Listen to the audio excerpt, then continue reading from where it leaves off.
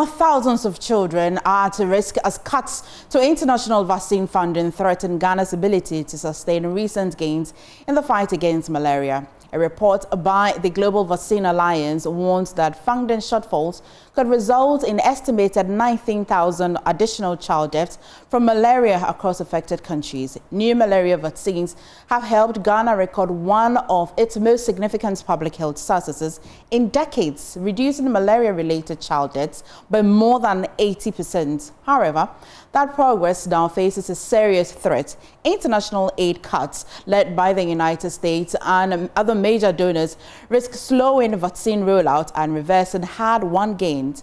Health experts caution that thousands of African children, including many in Ghana, could lose their lives if the funding gap is not urgently addressed. There's more in this report.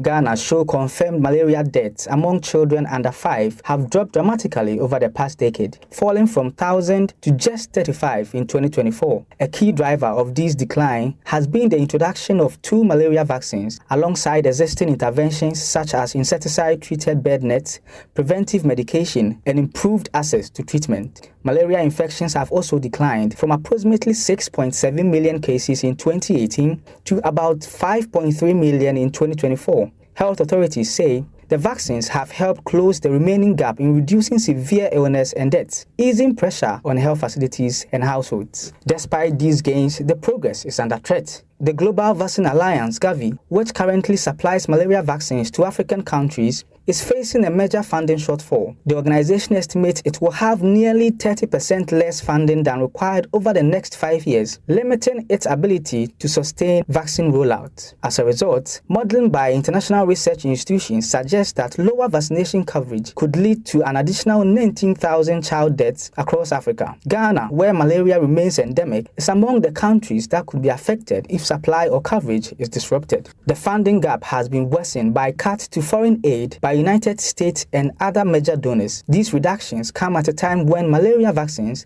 are still being rolled out and require multiple doses to maintain protection. Experts warn that a slowdown in vaccination could have wider consequences beyond health, including increased financial pressure on families, reduced productivity in farming communities, and renewed strain on health facilities, particularly in rural areas. The challenge now is ensuring that funding gaps do not undo hard-won gains in the fight against one of the country's deadliest diseases. Anthony Manu, Joy News Research.